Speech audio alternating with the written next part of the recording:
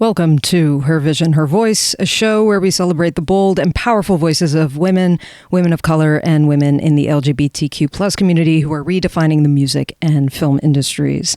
I'm your host, Dani Chavez, and in each episode, we'll dive into conversations with trailblazers who have turned obstacles into opportunities, using their vision to amplify their voices and inspire change.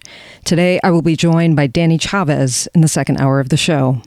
Dani is an independent artist manager and marketing strategist based right here in Los Angeles.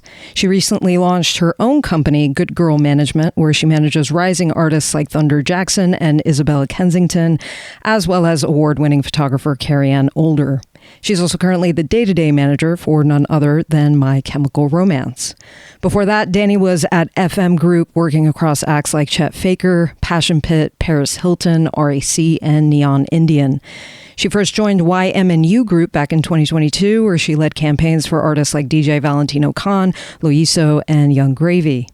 Earlier in her career, she was head of digital at Ultra Records, where she worked on releases from Sophie Tucker, Iconopop, Steve Aoki, and helped lead the global rollout of Black Coffee's Grammy-winning album Subconsciously.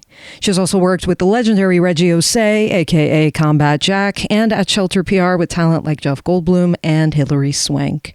A proud NYU grad, Dani got her start at Fool's Gold Records in Brooklyn, and she's been on a roll ever since. All right, if you're just tuning in, this is Her Vision, Her Voice. I am your host, Dani Chavez, and I'm happy to say that I am now tuned in with Dani Chavez. Thank you so much for being in the studio, Dani. How are you doing today? I'm good. I also just had to fight the urge to go like, burr, burr, burr, burr, you can do that. Like, do you want to do that at like full volume? No, that actually sounds horrifying, but I was like, I don't know why that just like popped. You know, like when the intrusive thoughts win? Sure. Like that. Here we are. So yeah, I'm so glad to be here. Yeah. Happy Saturday. Happy Saturday. WNBA tip-off, if that's your vibe. I don't know. It's my vibe. Yeah. But I mean, my vibe is like more like Lord Summer. What was that Saturday? Okay. But, you know, I'm working on being happy constantly. So I'm like, you know. I think you're off to a great start. Thank you. Yeah. You know, you just like, I don't know. It's a daily affirmation. And I'm like, I love life. And the moments like this, I'm like, wow, everything is vibing. Yeah. So yeah, we're doing great. Yeah.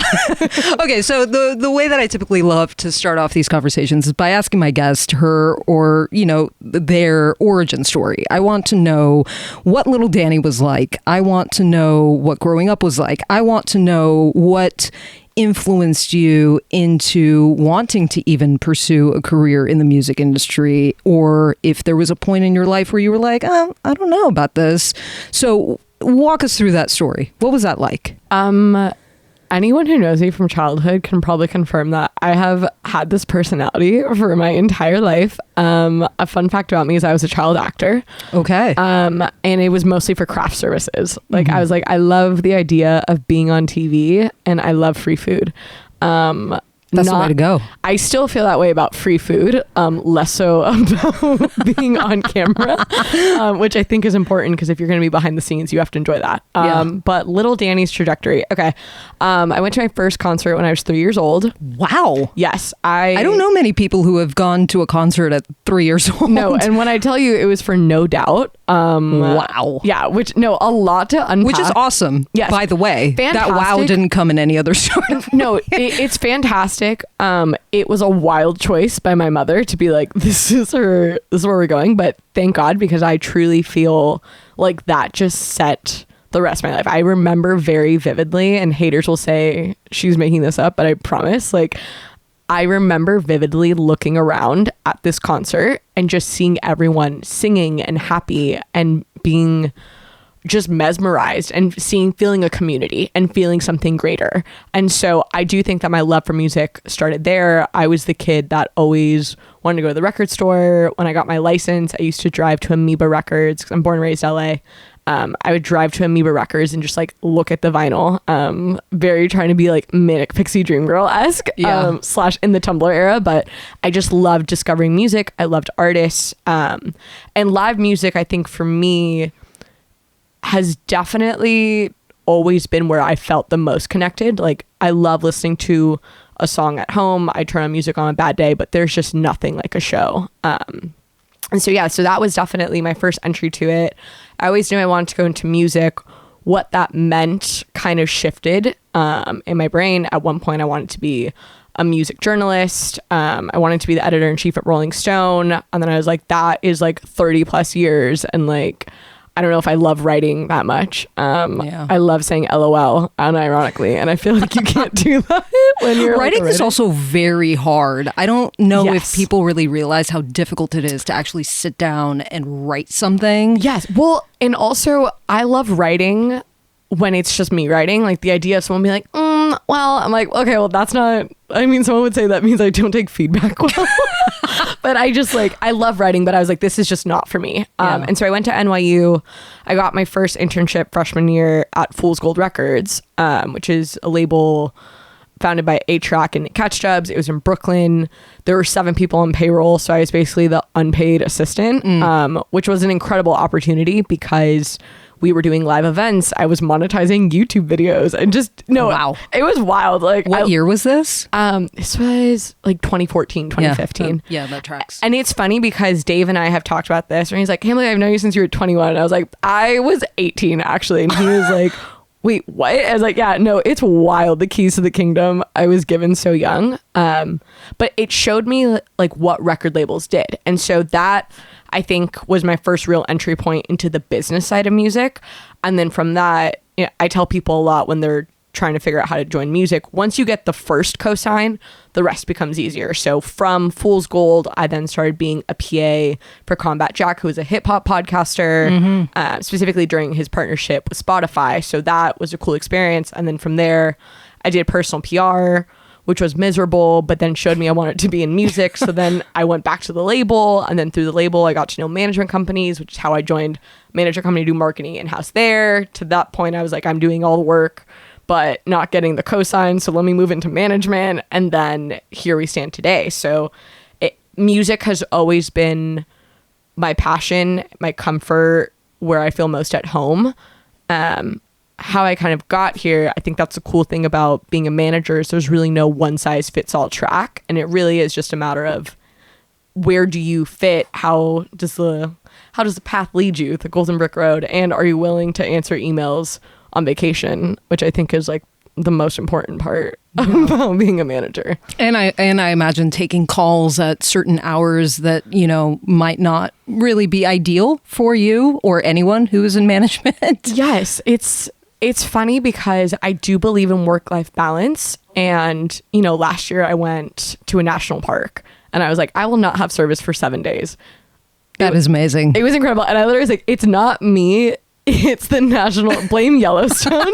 I was like, I couldn't answer you if I tried. And that was an incredible 7 days.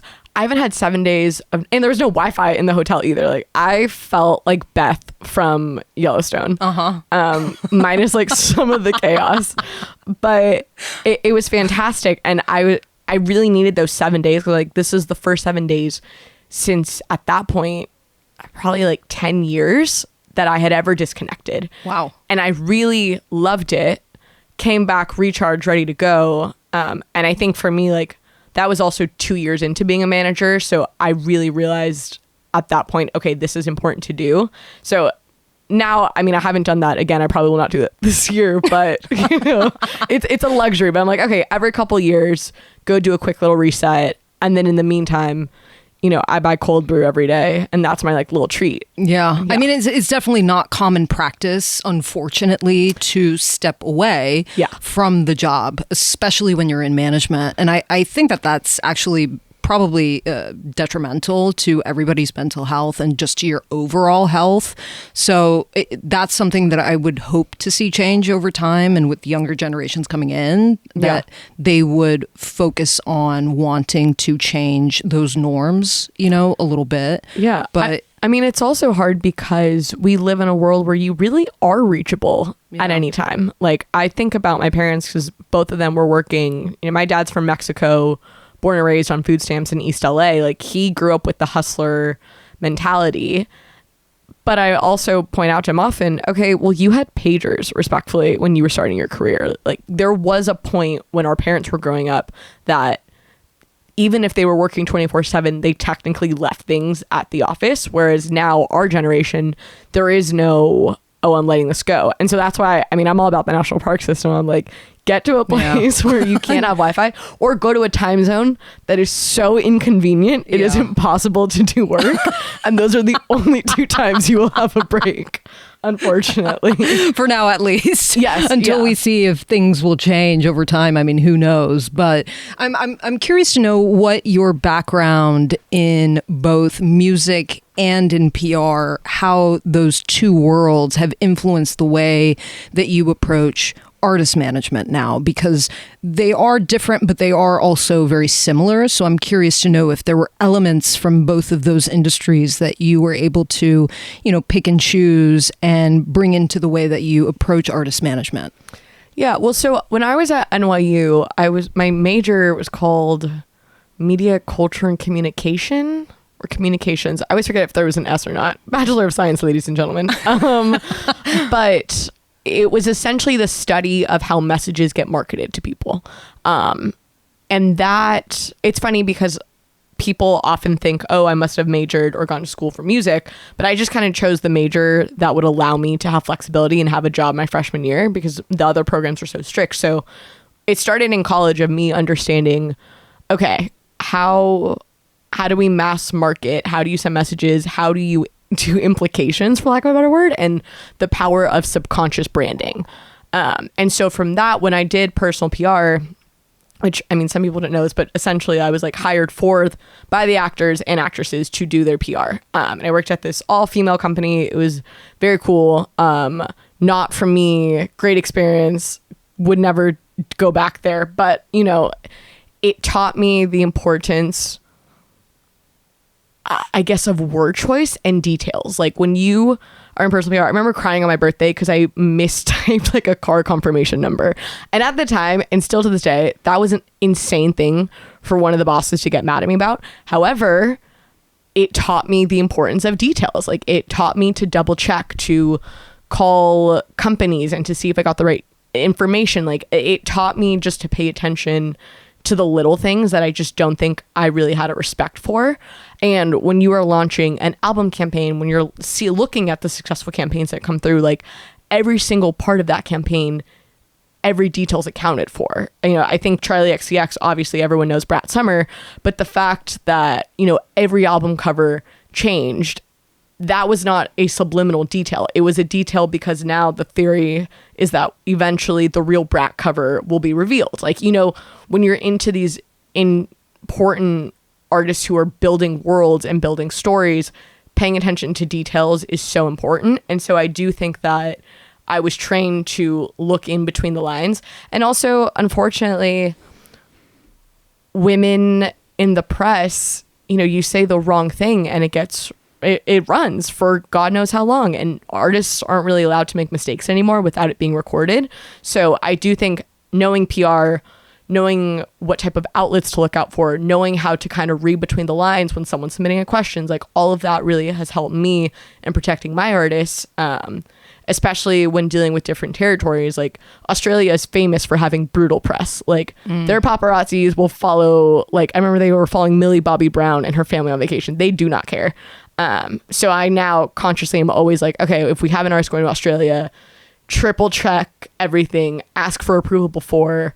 And a lot of that, it sounds silly, but those little moments really do help you paint a story. And the bigger the artist gets, the more people I feel like are at times looking for them to fall and to have an excuse to criticize, especially when it's a female artist. So I'm just really grateful that all of my life, and I'm a big advocate for this now when people ask me how to get into music, like any experience is an incredible opportunity if you can take a skill that you can then apply somewhere else. Facts. Yeah. And I do all jobs. I constantly volunteer for anything. I'm like, catch me at any show, because you just never know how the paths are going to cross in the future. Yeah, exactly. And I feel like especially the world of an artist manager is that you're wearing multiple hats at the same time, and at all times. Yeah. So with all of that being said, what would you say is the sort of ethos or the type of energy that you're bringing into Good Girl Management, which is a management company that you started recently? What is that for you? And how do you see it ultimately even impacting the music industry at large, that sort of approach that you want to bring? Yeah, I mean, so my number one, I don't even want to say reason, because truthfully, I kind of accidentally started my own company because it kind of had to happen for a couple of reasons. But for me, like, unfortunately, I've had really great mentors, right? I want to start with this and that. Great mentors, great people who have had my back, who have given me chances, who have advocated for me. I've had a lot of incredible people in my life, in my corner. I've also had brutal bosses. I have had misogynistic managers who I worked with when I was at the label who tried to, bully, for lack of a word. I've had really gnarly experiences. And, when I entered music, I was 18 years old. And I feel like, unfortunately, back then, and still to this day, I talk about this with other female managers, is that there's this idea that you have to be a jerk. And there's this idea that it's the manager who yells. They're the ones that get the answer call. It's the marketing strategist who emails every single day for 7 days. They're the ones that get the answers. There's this idea that you have to be not nice to people. And I do not believe that. I truly think that if you do good work and you treat people well, maybe you don't see the flowers blooming immediately, but I do think that eventually that comes back around. And I think that's just also up for you as a person. And so for me, like, good girl management, I kind of just, it rolled off the tongue. And it was because a really great woman that I work with, she constantly was like, oh, good girl, like, good girl. Like, when I catch a mistake, or when, and I'm nice about it, obviously, or when I do a good job, like, she always says that. And I was like, you know what? I like that. I think that girl also tends to be used as a way to make a woman smaller. Because he's a man and she's a girl, right? Yeah. Like, it's never, he's a boy. Like, it is more often than not, it's like man and a girl. And so I just decided, okay, I'm going to take this back. And I want to be kind, and I want to be known as someone who treats people well. Doesn't mean I get stepped on, because I am not afraid to fight, as I have multiple witnesses that can confirm. But, at the end of the day, like, that's what I'm trying to do. And I'm only trying to work with other artists, labels, agents who also align with that. Like, I want friends who align with this. I want to be part of the industry that the next generation is like, oh my God, it's so nice here. Like that's what I'm trying to create for it. So that's kind of how it came together. You can exude confidence without being a jerk, 100%. And I think that's oftentimes the thing that gets misconstrued by people, and it's not their fault either. I mean, we've seen so many TV shows and movies with someone who is in a position, like a leadership position, and oftentimes they're portrayed as really mean and disrespectful and just talking down to the people that they're working with, and that they're kind of the king of the hill, but I do believe that there is a way to exude that level of confidence and not be taken advantage of and not be stepped on, and also be kind. Like, they can live in the same world. And also just have respect. Like, there was one person I worked with who doesn't even say hello to the receptionist. Wow. I know. And I was like, respectfully, you're not a girl's girl. I'm like, that is not the energy I don't want anyone to ever be like, wow, she's rude. Like, I say thank you, please, a million times. If I'm at dinner, I say thank you a million times to the wait staff, because it's important that they're seen. If I'm at a festival, I will sometimes like tip the people who are cleaning up, because they are dealing with so much nonsense, and you just never know what other people are going through, but you can always choose to be kind. And that, I think, it takes so much less energy to just be grateful, to let things roll off your back, than to make the angry call and like ruin someone's life. Like, I never want to be the person that gets off on having an assistant get yelled at, or having like the valet guy, get screamed at. Like, this is just not me. It's not the energy I want, or for people to align with me. Yeah. So did management ultimately just feel like the right combination of elements of the types of things that you were interested in and embodying in yourself, and you're, now in a place where you've started your own management company? Yeah. I mean, I kind of fell into management because I had done marketing for about 5-6 years, I would say. And I love marketing. I think marketing's fantastic. It was a great start for me, and still in management, I use my marketing skills, but I felt like because of how I do my job, right? I am the girl that's on the call with South Africa at 6 a.m. and I'm on the call in Australia at 8 p.m. Like, I am a binge worker, I like to say. Like, I fully commit to a project. And so for me, I just found that the lines were blurring very easily, where it's like, okay, well, I'm putting in at times more than quote unquote the manager or the day-to-day, and yet I'm still being treated kind of like the side, you know? And I don't mean that in a bad way. I didn't do this to be like, well, like, I needed to get my credit, because it wasn't about that. But it was like, okay, if I'm kind of already doing this job and I'm doing this job well and I enjoy it, and kind of what we were talking about earlier, it doesn't bother me to answer the call at dinner. It doesn't bother me to be the emotional support for an artist. If I'm already doing this, like, why not just fully commit to it? And I kind of resisted being a manager at first. I famously said I would never work at a management company, and then got a job at a management company, because the experience I had mostly had were what we were just talking about. Not nice people who were mean, who felt the label were the enemy, who were like calling 24/7 just to complain. Like, I had a very gnarly perspective of what a manager was.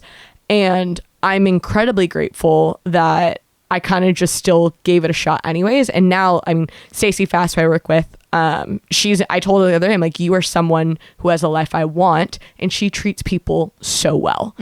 And seeing her and the people that she aligns with, who are also managers, how they treat people, I'm like, okay, I'm glad that my gut told me there was something, a perspective I wasn't seeing. And I can proceed in this in a good conscience, knowing that I can do it the way that makes me feel good about it. Yeah. And that's truly, like, I did not mean to be a manager.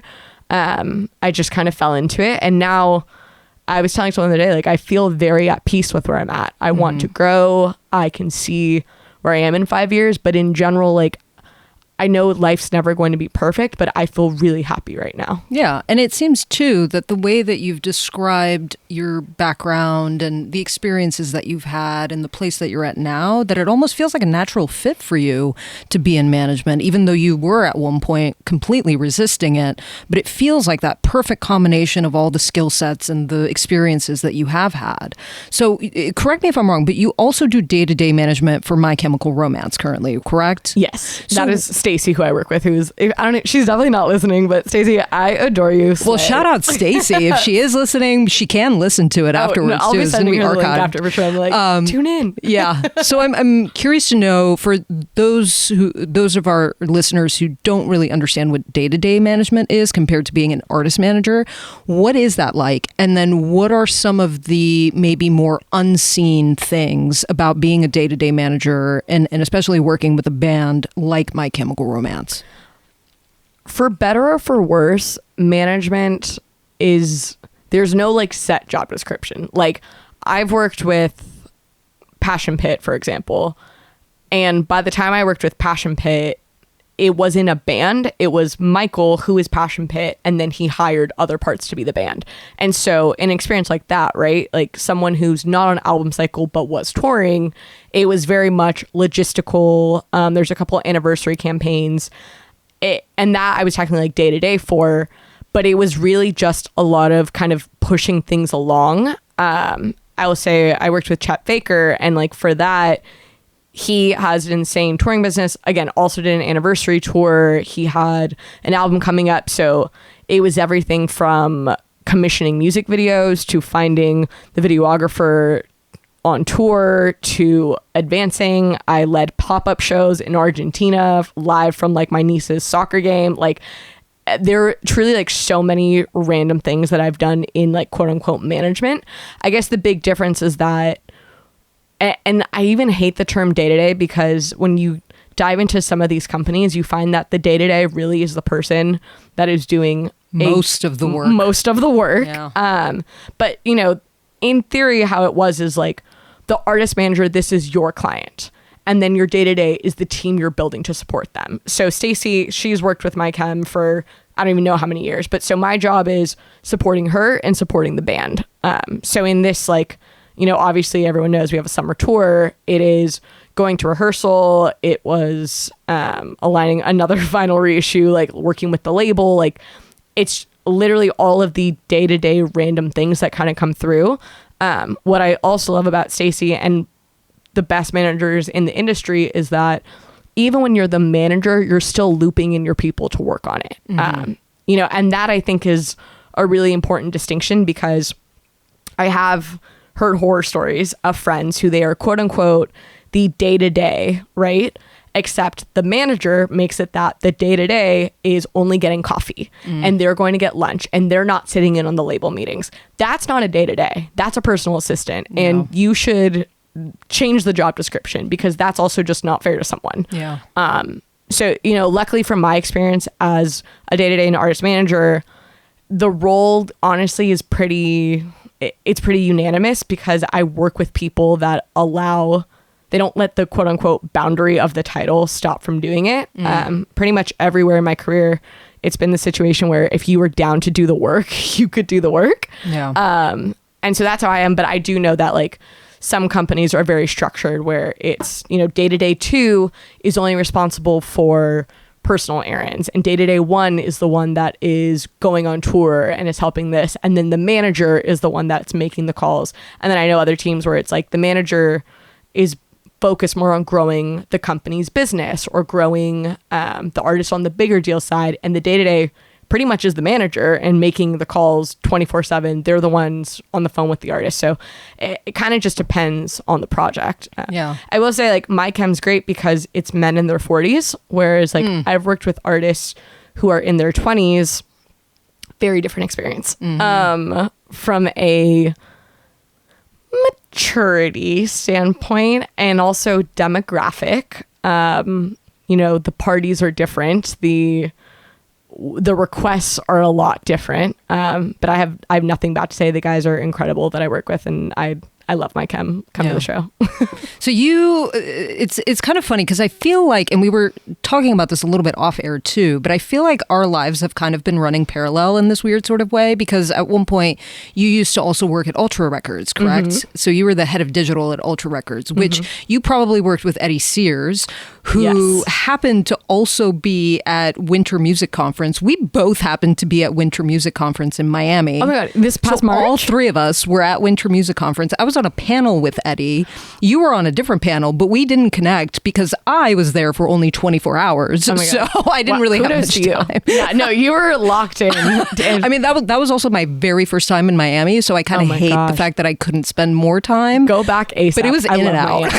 Miami supremacy. I love it. It is such a vibe. So the reason why I'm bringing this all up, because you have worked on global rollouts. So you've worked with artists like Black Coffee, and I'm wondering how you approach something like cultural nuance when you are thinking about these global rollouts. What's that approach for you? Yeah, I mean, Black Coffee, luckily he's Black Coffee. So, at the time, the branding was very much of he's your favorite artist. And luckily, a lot of the DSPs and the partners already were aware of him. So it was a pretty easy sell, honestly. And that one was a fantastic campaign. I worked actually with a different South African artist, Loiso, who fantastic voice, incredible, love him forever. And that one was definitely more of a learning curve because I was co-managing him, and the difference in how South Africa does concert booking, the difference in South African record label deals, like all of these different parts, it was a massive learning curve. And so I will say the most important thing that I try to lead with, not just with that, but when I'm working a Latin record or anything, is like knowing that I don't know the most about those people's culture.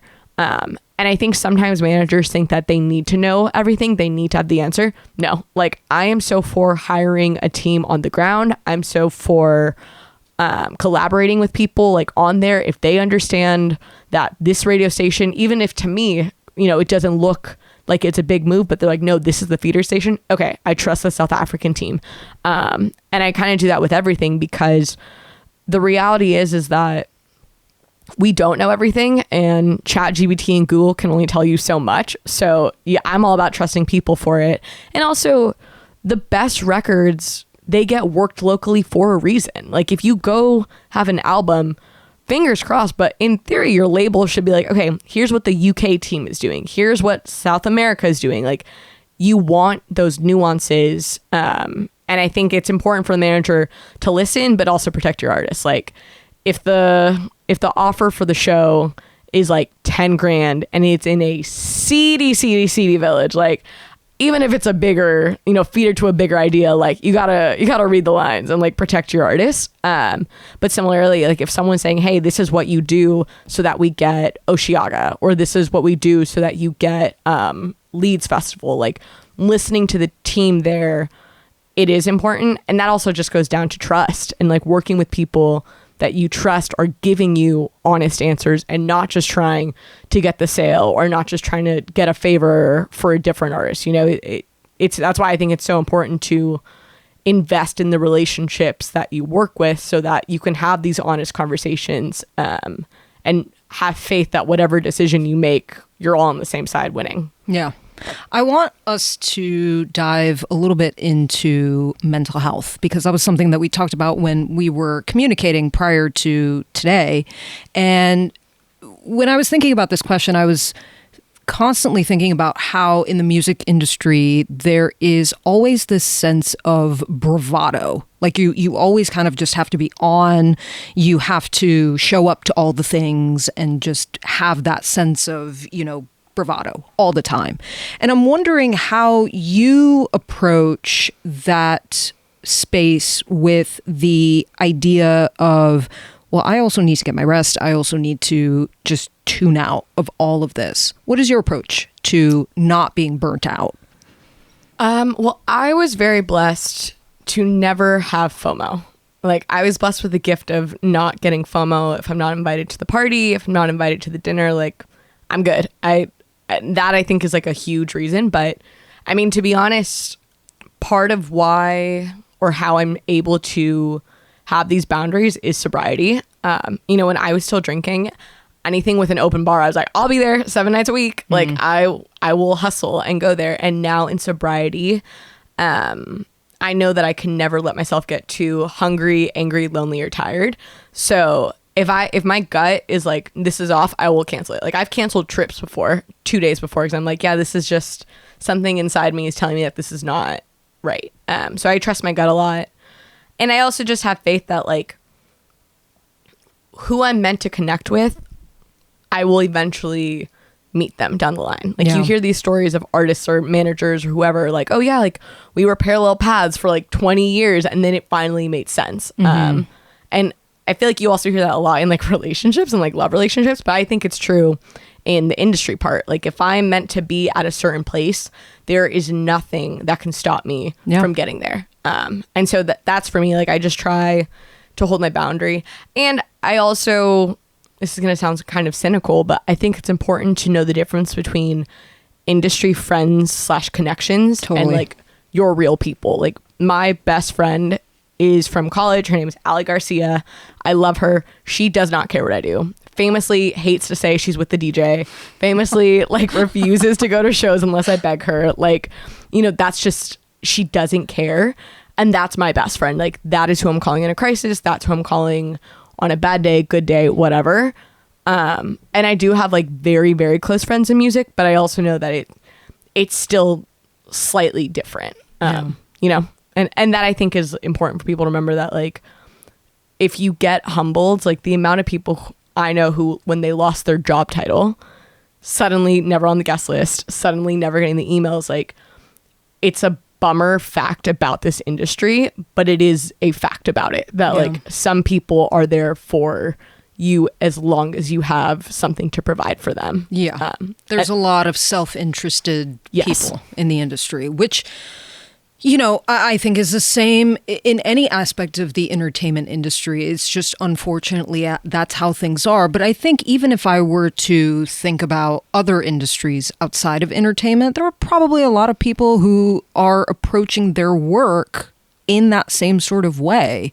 So I think it's wonderful that you have that level of boundary with the work that you do and the work friends that you have with your own personal life. It's a little bit severance-y when you think about it, but I actually think it's great. Like, I don't watch. I'm gonna have friends being like, hello, and I'm gonna be like, no disrespect, like, you know, if it's not you. But I mean, I went to 2 shows this week with my friend Elizabeth. We've been friends since high school, and we've always been concert buddies. And you know, that I'm like, that's a day one. I understand her parents. I understand the lore. She does the same with me. Like, that is my true friend, who similarly, like, would never ask me for anything. Like, doesn't care where I'm at.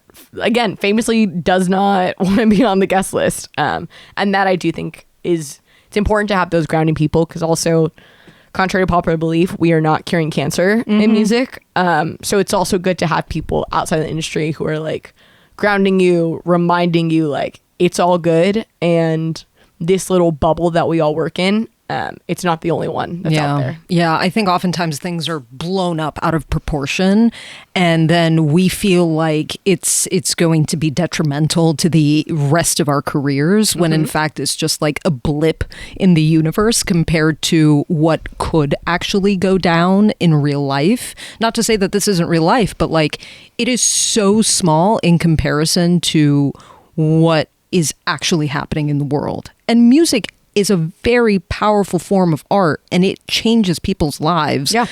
But you're right.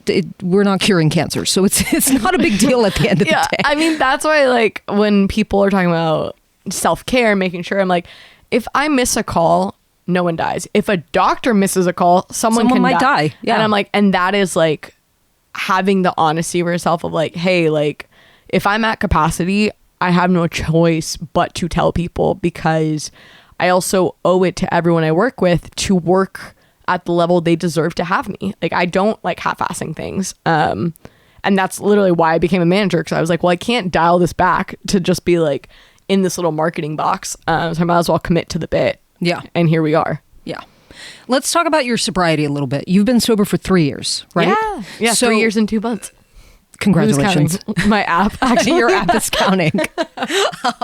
So I'm curious to know what your approach to your work has been now that you have been 3 years sober, and how it was different from when you were drinking. Like, how have things shifted for you? How has your mood changed? How has your overall life changed since you became sober? Yeah, I mean, my life, it's funny because like anyone who's in the program and listening is going to be like, yeah, because I'm like, it is a life beyond my wildest imagination. And it is. Like, I was driving over here actually, and I was just smiling. I was like, wow, like, I am exactly where I wanted to be. And I'm so grateful for that. And I think that is like a huge difference, is that I was always grateful for every opportunity I had, but a majority of my career moves were driven by ego, in this need to be the best so that everyone thought I was the best. And now I'm like, I'm just grateful. I'm happy. And I have a self-worth internally that regardless of my job, what happens, I'm good. And I think actually, I can't remember if it was Big Sean or A$AP Rocky, but someone made a tweet and they were like, make sure that you have self-worth, because no amount of millions of records and whatever can make you believe that. And when it all goes away, you want to have something at the end of it. And that really changed my life, because I was like, you're right. Like, I need to have adjectives other than the fact that she has XYZ. And for me, like, because I also shifted my personal career strategy, I think now I get less angry in general. You know, if an artist, I used to get so upset when I'd be like, well, why can't you just do this? Like, why can't you just do this? Why don't you want to do this? Like, I was so much of like, to a degree, like policing other people of like, you're ungrateful. And like, because you're ungrateful, I'm going to tell other people how you're ungrateful. Now I'm like, I just let things roll off my back. And I try not to hold resentments. Like, I don't have anger, or I try not to have anger that often. I do have anger, obviously, everyone does. But you know, I try not to be the director of the play. Like, everyone's on their own journey. Everyone's doing their part. Their actions are not my business. And as long as no one is getting hurt because of it, it's all good. Like, I can't force someone to do things. And I do think in management, that's a really important distinction, because there's nothing more infuriating than when you have an artist who doesn't want to do anything and you get them the opportunity and they don't show up for the interview, or you book the studio session and then they don't show up. You know, like those types of moments would have driven me insane when I was drinking. And now in sobriety, I'm like, that's your plan. As long as my side of the street is clean, I did the job. I made sure everything was good. I did my part. I can walk away. Yeah. Even, I mean, sometimes I'm annoyed. It's like anyone would be. But for the most part, I'm like, I can, with a clear conscience, say I'm good. Yeah. And that level of peace you cannot buy. And is not, it's not just you get it one day and then you're good. Like I work on this constantly. Right. And it also has protected me a lot, because when I was so obsessed with proving to everyone that I was a certain way, I would have taken opportunities that, quite honestly, like did not deserve me, but I would have just done it because of ego or whatnot, or like money or whatever. Like I would have been driven by these outside things. And I recently walked away from something that I know I would have said yes to because it did not make me feel good. I was like, this aspect is disrespectful to the person I want to be, and I will not lower my standards or let your energy ruin me. And I could see it. I was like, I could see that this job is starting to turn me into someone who's snappy, someone who doesn't have grace, someone who's not grateful. And once that happens, like I'm outie. No job is worth becoming a bad version of myself.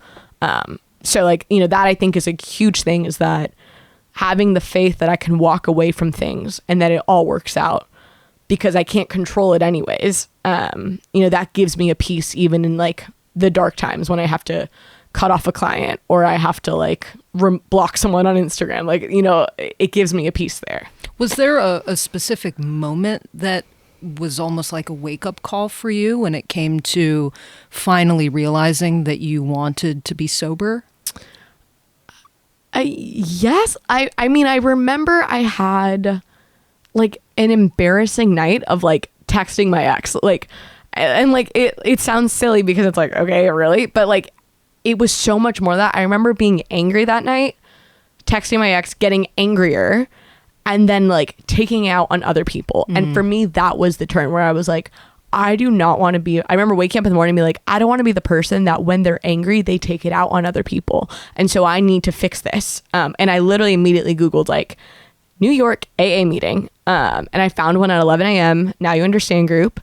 I went and I have not looked back since. No. And I'm so grateful that that was my bottom, was me just wanting to be better, because, you know, I think people think that sobriety, it has to be driven by this grand gesture. For some people it is, but at the end of the day, the bottom is where you stop digging.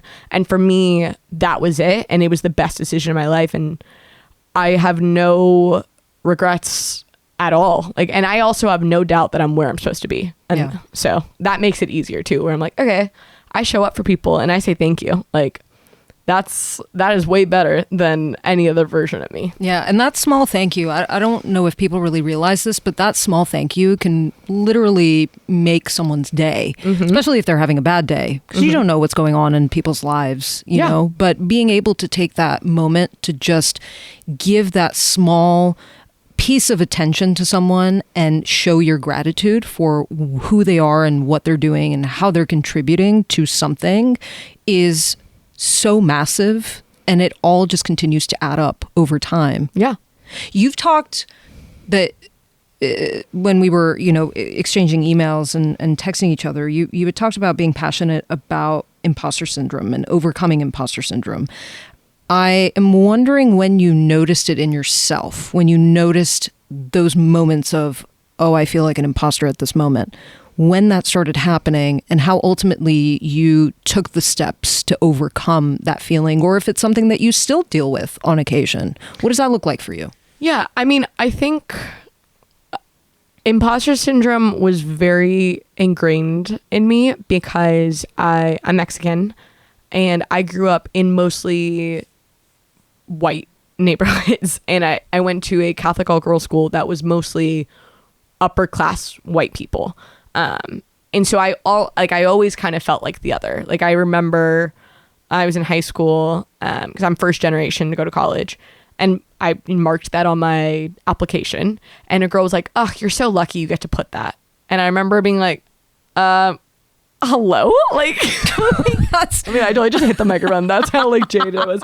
And I just remember literally being like, that's not how this is. Like, you know, like my dad, like I said, like he grew up on food stamps. Like my dad had to hustle. My mom, she's in her 60s. She still works because she loves it. Like it is part, you know, she loves the chase and she loves what she does, but it is in her, like the need to do this, because we don't have, you know, 4 generations of family wealth. And so I think that when you are raised in that environment, it kind of subconsciously, like you're always the other. So I think it was started kind of there. And then in music, like I think that I went to New York and I got my first job, and I remember it was really important to me to go to New York, one, because I loved New York, but also I was like, I want to get my in at the industry and get my roots in on my own, because I don't want anyone to be able to say like, well, she's a Nepo baby, like, or she got it because she was in LA, or because she got it this, like, I didn't want anyone to be able to say that. So I was like, I'm going to a city that no one knows me, and I'm going to do this on my own. And I will say, like, most of the companies I worked with, same thing. Like, I was the only Mexican, and I also worked at a lot of all male places. And, you know, there was these situations where subconsciously, when you're always the other, you just start to feel like, oh, I'm lucky to be here. Like, I'm lucky to be here. And then what that then translates to is when you're being underpaid, you're like, well, I'm just lucky. I'm lucky to be here. I got to take less. And so, because if I don't, then there's 15 people behind me. And so it kind of feeds into this dream or nightmare, really, of like, I need to just keep my head down, because if I speak too loud, someone's going to realize that I'm not like the others. And I felt like a lot of that of just fighting for my seat at the table. And then, you know, I think women in general, we often have this, because unfortunately music is still very much a male dominated field, is this idea of like, when you have the seat at the table, like you're just holding on to it, versus what we should be doing is pulling up another chair for another woman, and for the next generation to do this. And for not just another woman, but another woman of color, and for another non-binary person. Like, we have got to integrate this. And so for me, like, that is my guiding force. Like, I had an opportunity that I turned down a couple weeks ago, kind of for this reason of, it was like people trying to underpay me for a situation. And I remember like looking at this and just being like, okay, I wouldn't let my niece take this. Like, and so therefore I can't take this, because if I allow this, this is how they continue to underpay the next person. This is how the going rate starts there. Like, my first PR job, they paid me $30,000. I had the same, probably even maybe a little bit less than that for my first job too. Which is insane when you think about it, especially in a city like LA. Oh, mine was in New York. Exactly, which was far more expensive at the time. Yes. I'm sure, compared to LA. Now it's kind of the same. Yeah, now it's kind of the same, but at the time, and I remember being like, hey, like, could we bump this? And they're like, sorry, like, this is the best we could have, like, and I needed a job, because I was like, I don't want to go back home. And so I was like, okay, I'll take this. And so I did like a side PA work for a psychiatrist, because I was like, that's grocery money every week. And I hustled. But now looking back, like, I'm glad I took that, because I had to, and it now has got me here. But I am just like, it took me a while to release that anger of like, wow, you paid me dirt because you knew I could take it. And what really set me off is when I found out what the going rate was for the other assistant, who was 15 grand more. Wow. Who was a white woman. Of course. You know, and I don't want to say that that's why, but, you know, facts are facts. Like, she was only a couple years older, maybe like 2 years older than me. Just not that big of a difference. Not that big of a deal where it was at. So, you know, I think that for me, like, imposter syndrome, the way we fight it is if we get more people that look like us, more people that align with our values. And then through that, you know, then you stop feeling like the odd one out. And I mean, it is unfortunately part of the hard conversations of this generation and the previous generation, because I know the women of the previous generation also had to fight quite a few battles, but we all just have to keep going there, because eventually, fingers crossed, it will even out. But it won't if we start leaving. So. Yeah. Yeah, I think something I've been talking about recently too, just within the last week with my friends, is about infiltrating the system. It's like you can't, and I've tried this, you can't really change anything from the outside in. You really have to do it from the inside out. Yeah. And it starts from these sorts of steps that we're talking about right now, of pulling out the chair for a woman that you know or a non-binary person that you know. And over time, it'll probably take a very long time, but over time, in those spaces where there are levels of leadership, those people will start to change. Yeah. And they will be the types of people who are implementing these types of changes to begin with. And that's how the shift occurs. We don't have to continue accepting what the norm has been and has made us to feel like we have to accept just to get a foot in the door. Yeah. Why? Yeah. Why does it have to be that way? Why aren't we constantly questioning these things? Yeah. So I think the fact that you are, and the fact that there are, I'm sure, many other people who feel the same way as we do, that will slowly start to shift the conversation, shift the perspective, shift the way that we approach leadership, and shift the way that we ultimately, and most importantly, treat each other. Yeah. Yeah. I mean, I unfortunately have had some female bosses who, when I would come to them with issues, would be like, well, that's nothing when I compared to like what I had to deal with. I really don't like those kinds of and I'm literally like, okay, like I'm sorry. Yeah. I can't change that, but you can change this today. Like, and I hate the idea of like, because I suffered, you have to suffer. Like, right. I don't want people to have to do a million jobs. Like when I was at NYU, I was an RA. It got me free housing. I had side jobs. I had my internship. Like I literally did not sleep and I graduated college in 3 years because I was like, that's more money saved. Like same girl. I was in that same position. Exactly. I was like, it was hustling. I'm like, I don't want my nieces to have to do that. Like I want them to be able to like lay on the grass and read, the girl's manuscript at that point. It'd be like 30-year anniversary. Like, I'm like, I want that for my people. And so, I think part of the older generation, while they're still in the working force, I'm like, you guys have got to like, I'm sorry, but you've got to bury your grievances with how it was. And like, let's make it better for how it can be. Exactly. Yeah. I can't. Facts. Yeah. I'm like, I'm really sorry. But like, here we are. Yeah. It's every time this happens, I look up at the clock and we have to wrap, and it feels like it has only been like 10 minutes of talking. I was like, I love when I kiki. It's just such a good vibe. I do have two final questions for you, though. Ooh, okay. One of them is in relation to something that you have maybe unlearned recently, whether personally or professionally, and what that has maybe taught you. Is there anything that you've unlearned recently? Yeah, I mean, something I constantly work on.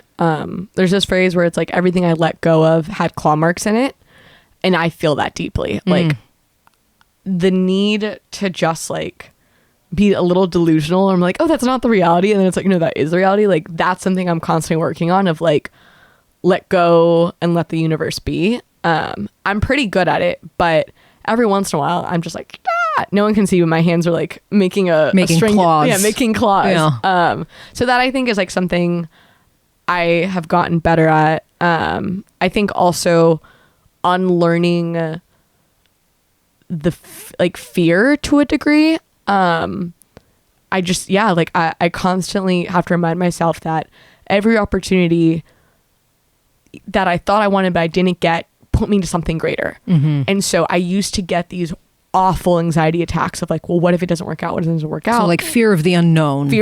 Like I was just like, I could not shake this fear that things would not work out. And for me, also through sobriety, like I have like unlearned that, but I still have to remind myself constantly, like, especially like now that I'm independent and I don't have, like a regular 401k or whatnot, I constantly have to remind myself of like, okay, like do good work, stay kind, it all works out. Like do not live in this fear, and if you don't have to, don't take things that compromise your values out of the fear that something better won't come along. Right. Yeah. I've definitely experienced that level of fear too, of just like, well, what if this thing doesn't work out and then I don't get to where I want to get at? And what's going to happen is like, should I just give up right now? And, and then you just spiral even more. So having that level of distance, I think, can only be beneficial to any of us.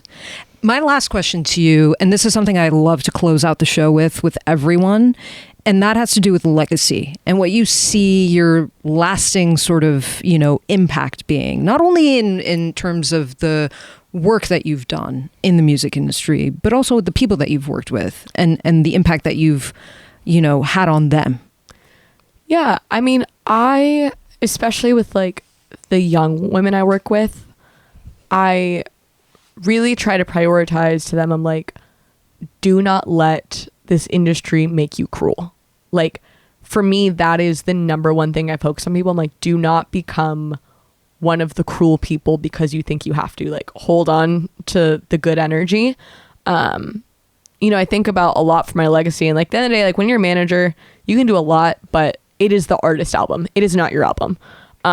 So for me, like, I try to think of it, okay, I had my life changed by live music. I'm constantly having my life changed by albums and moments. So, if I can help bring to stage stories that need to be told, or stories that help someone who's not necessarily in LA and New York, but like in middle of nowhere, Ohio, or in a village in, Guatemala. Like, I want to reach these places that we often forget. And if I can help them figure out a way to like, hold on, be better in whatever that means, like that will make me happy. Yeah. And it sounds like for you, it's being in service to those who you work with. Yes. And to those that you are maybe even leaving an impact in a more quiet way. Yeah. Around the world. Yeah. I live in service. I try to volunteer as much as I can. I do things like this, but I also do like mentee programs. I do industry panels and speeches. Like, I do anything I can because I am here due to a series of events, a lot of which were people giving me chances, opportunities, and embracing me when I didn't necessarily have something behind me. I didn't have a track record. So I think it's very important that I do the same thing and take the chance on the person who, has a good energy, like has a good vibe. It's maybe not the person that graduated from Harvard. Maybe it's the person who's been fighting to be in music and goes to community college. Like, but if they want to do it, like, hell yeah, we've got to embrace all stories. So that's my legacy target. Yeah. Well, thank you for doing what you do. Thank you for being who you are. Thank you for being on the show. You're so sweet. Thank you for Thanks being for so honest. Thanks it was for having me an and my absolute dog. treat having you. I know your pup has been so chill, just patrolling the studio. But thank you so much for being on the show, Yes, Dani. I really thank appreciate you. Where can people find you if they want to connect with you? Oh my God. Instagram's always cool. Original Dani, California. Which I think is just such a great handle. Thank you. I got it like literally 12 years ago, and I'm like, I can never change this. No, you can't. No, I got it unlocked. So that one, LinkedIn, hit me a message, send me an email. We can help each other out. Awesome. But, yeah. Well, thank you, Thanks, Dani. dude. Appreciate you. Yeah. All right. That does it for this month's episode of Her Vision, Her Voice. Thank you all so much for tuning in. I will be back for another episode on June 21st. You can find the entire set list from the first hour of the show on the Dublab website when the archived episode is out early next week. I'm Aline Kazarian, and this is Her Vision, Her Voice. Stay tuned for more Dublab programming coming up next. Have a great weekend, everyone.